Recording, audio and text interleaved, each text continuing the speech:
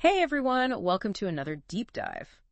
This one's going to be fascinating. We're diving into The Whole Brain Child. Ah, great choice. Such a helpful book for, well, anyone who spends time with kids, really. Right. And I know a lot of our listeners were excited to dig into this one because it was actually one of you who sent in these excerpts. So thanks for that. It looks like it gets into some pretty deep stuff about how kids' brains work. It does.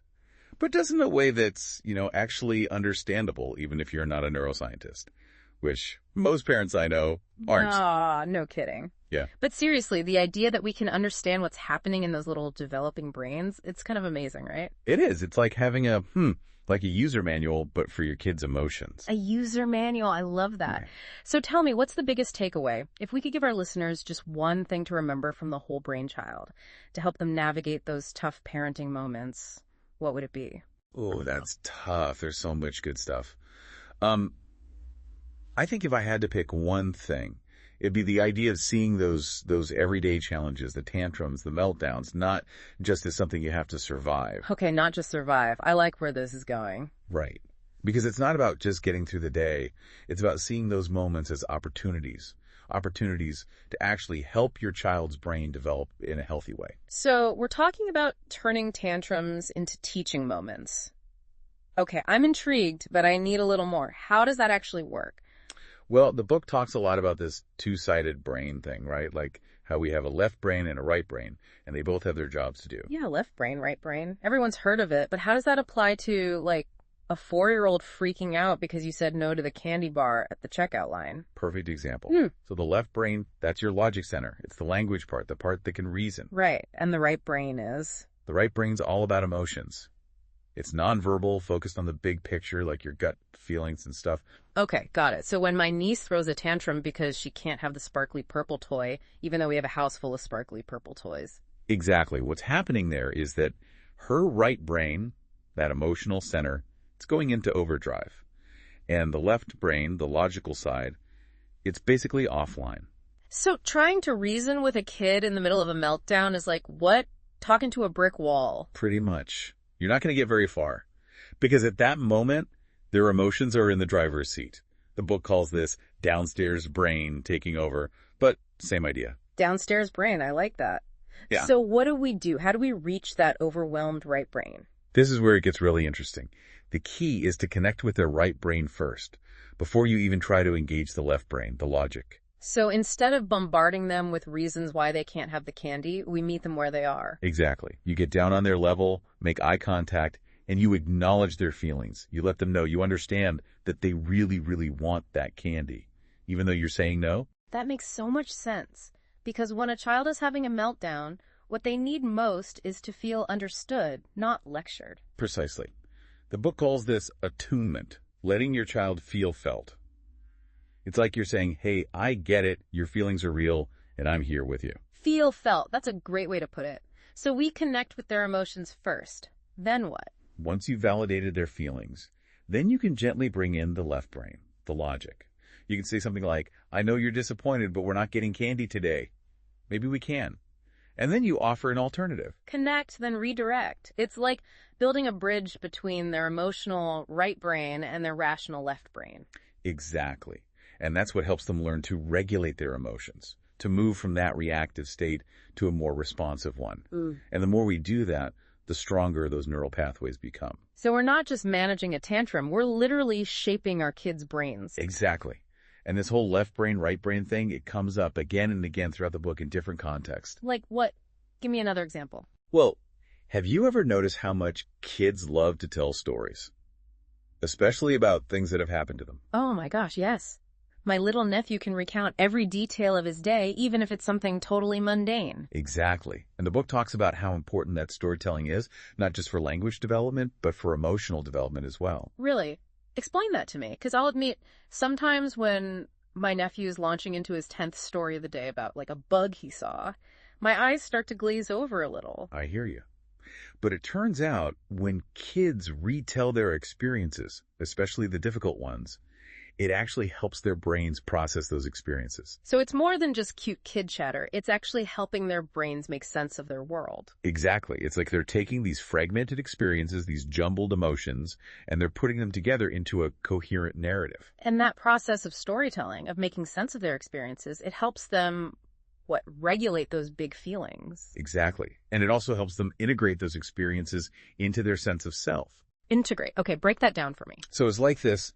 When something happens, our brains automatically store those experiences, but they're not always neatly filed away. It can be like sensory details here, emotions over there, kind of scattered.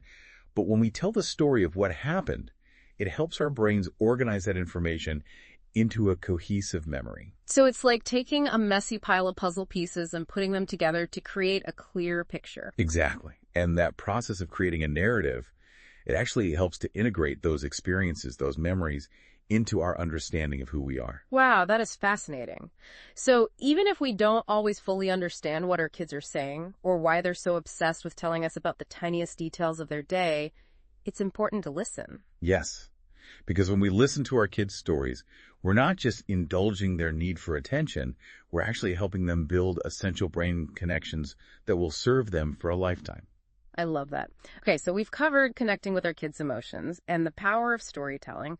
What else does the whole brain child have in store for us? Well, it also dives into this pretty intriguing stuff about how early experiences, even ones we might not consciously remember, can have a big impact on us later in life. Oh, you mean like those subconscious things that can drive our behaviors without us even realizing it? Exactly. The book calls them implicit memories. And these memories, they're formed early on, often before we even have language to describe what's happening. Okay, that's interesting. So how does that work? Can you give me an example? Sure. Let's say your child develops a sudden fear of dogs, even though they've never had a negative experience with the dog that you can recall. That actually happened with my niece. Out of nowhere, she started freaking out whenever she saw a dog. We were baffled.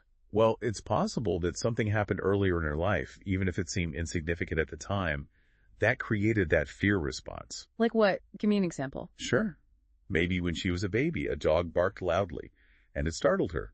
Or maybe she saw someone else react fearfully to a dog. Okay, I get it. So even though she doesn't consciously remember that event, her body remembers the feeling of fear associated with it. Exactly. And that's what's so powerful about these implicit memories. They can be driving our behaviors, our reactions, without us even realizing where they're coming from. Wow. So if those implicit memories are causing problems, how do we address them? We can't exactly have a conversation with a toddler about something they don't even remember. Right. It's tricky. And that's where the book emphasizes this idea of making the implicit explicit. It's about helping kids connect the dots between those early experiences and their current feelings. Okay, so how do we do that? How do we help them make those connections? That's where things like play therapy, art therapy, even just simple conversations about feelings can be really helpful. It's about creating a safe space for them to explore those emotions, to express what they're feeling, even if they don't have the words to fully articulate it. It sounds like we're talking about giving them the tools to understand and manage their own inner world. Exactly. And that's where the book introduces this really cool concept called mindsight. Have you heard of that? Mindsight. I think so, but give me a refresher. What is it and how does it relate to all of this? So mindsight, it's basically the ability to understand our own minds and the minds of others. It's like developing this inner awareness, this ability to observe our thoughts, our feelings, our sensations without getting swept away by them. Okay, I like where this is going. Tell me more. What does that look like in action? And how do we help our kids develop this mindsight superpower?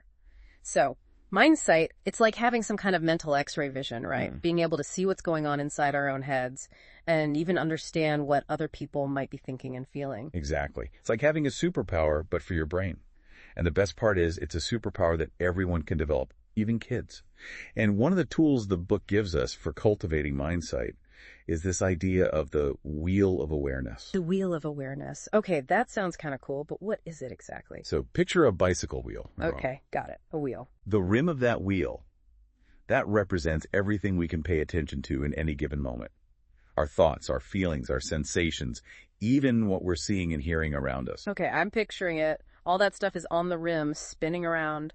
So what's the hub? The hub, that's our awareness itself. It's that place inside where we can observe everything on the rim without getting swept away by it. So when my niece gets fixated on a scary thought, It's like she's stuck on the rim of that wheel, just spinning and spinning and can't get off. Exactly.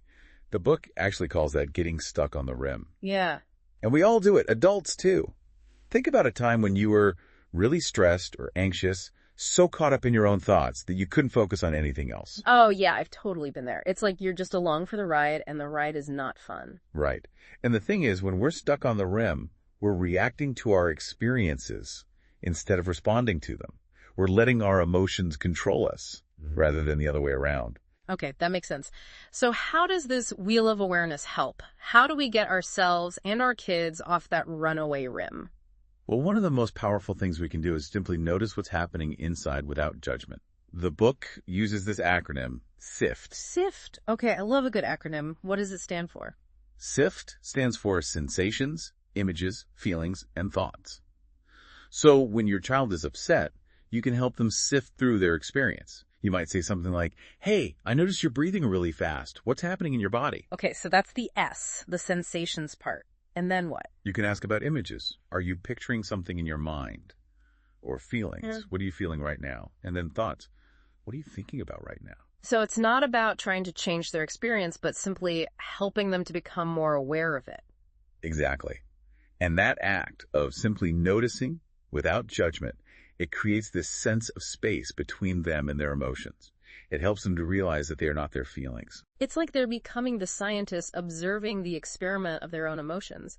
Interesting data point, fear.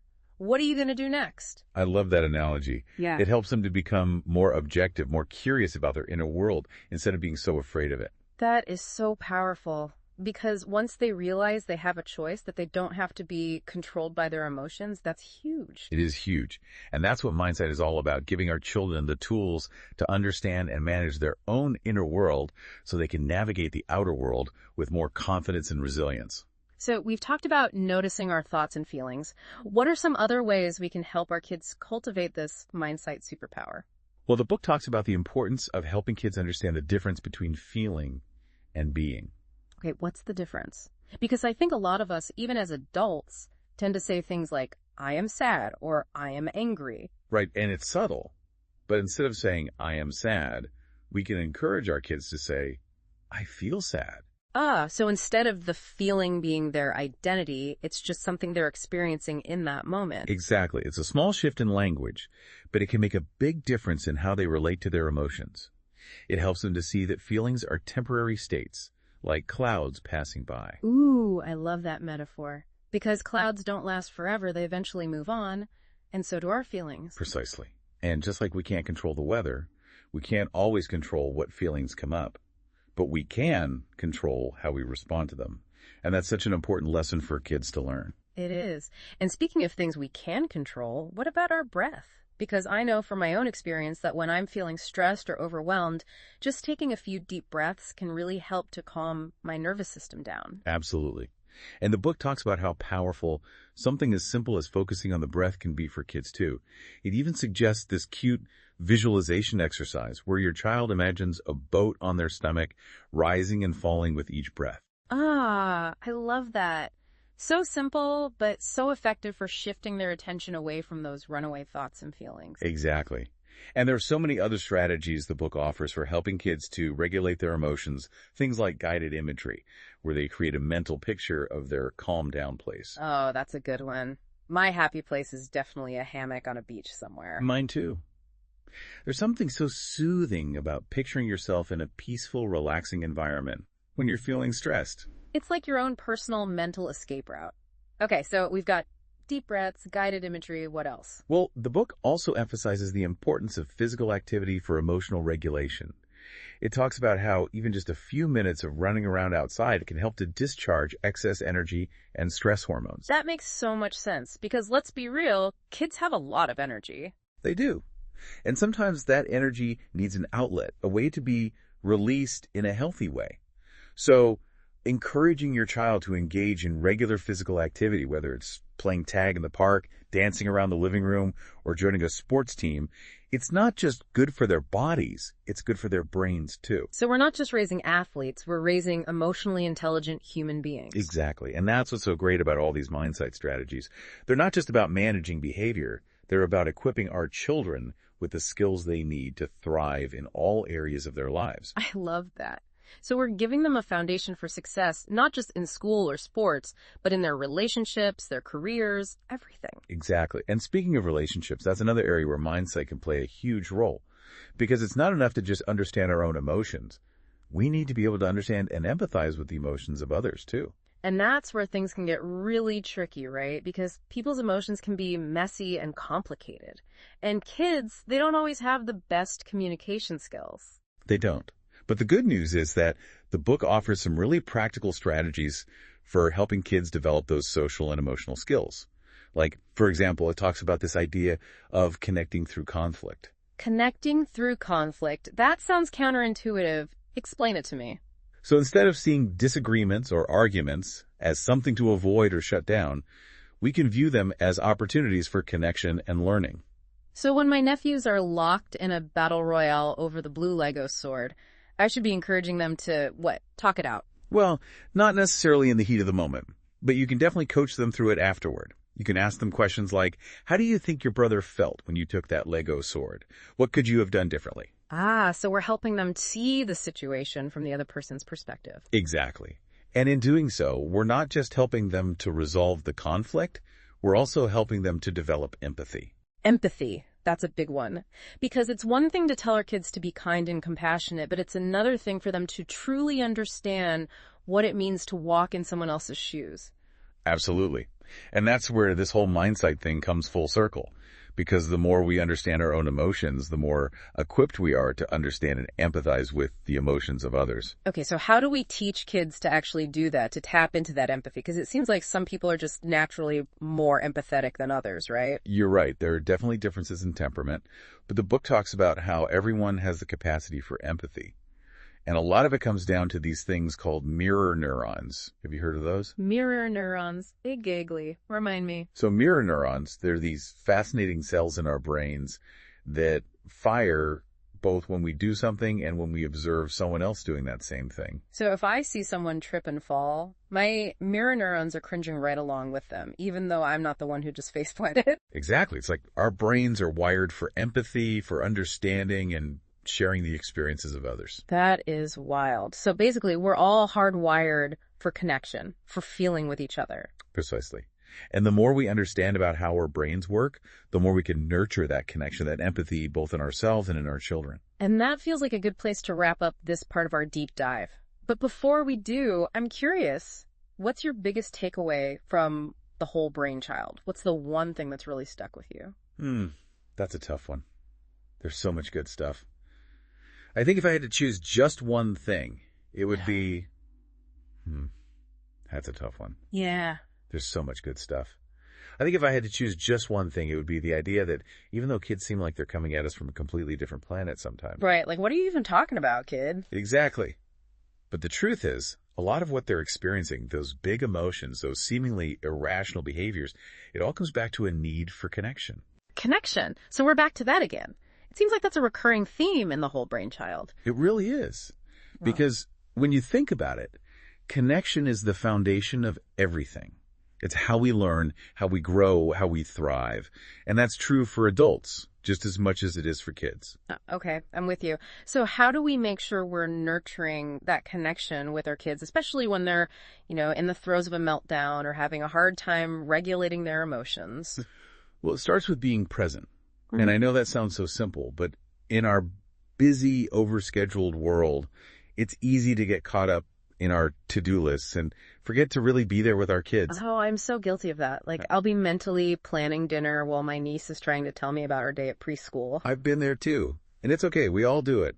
But the more we can catch ourselves in those moments and make a conscious effort to shift our attention back to our kids, the more we're strengthening that connection. So putting down the phone, turning off the TV, making eye contact, and really listening to what they have to say, even if it's the 10th time they've told us the same story about the playground. Exactly. And it's not just about listening with our ears. It's about listening with our whole selves. It's about being curious about their world, about trying to see things from their perspective, even if it seems illogical or silly to us. It's about meeting them where they are, not where we want them to be. Precisely. And it's about validating their emotions, letting them know that it's okay to feel whatever they're feeling, Because when kids feel heard and understood, it helps them to feel safe.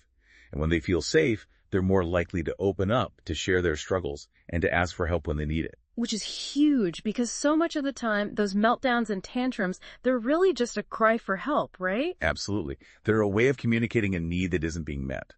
And when we can respond to those needs with empathy and understanding, it helps our kids to feel seen, heard, and loved for who they are. This has been such an insightful conversation. Thank you for taking a deep dive with us. My pleasure. Always happy to talk about this stuff. And for everyone listening, be sure to check out the next episode.